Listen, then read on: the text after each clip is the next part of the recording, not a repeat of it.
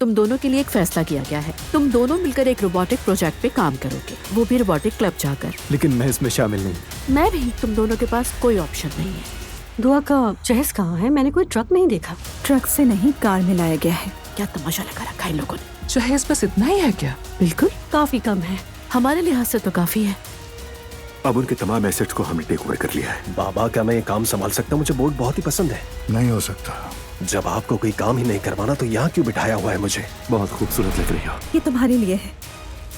आपकी बहन नहीं आई, अगर वो भी आती तो हमें अच्छा लगता। एलिफ एक्चुअली आज रात जर्मनी जा रही है। मुझे एक इमरजेंसी काम के सिलसिले में अभी जर्मनी जाना पड़ रहा है। आपकी छोटी बेटी और मेरे शोहर के दरमियान कुछ चल रहा है। जर्मनी में मुलाकात होगी उनकी। क्या हो रहा है मरियम साहिबा? तुम गई नहीं हो क्या? कहाँ? मरियम साहिबा को शक था कि तुम्हारे और इनके शौहर के दरमियान कोई ताल्लुक कायम है।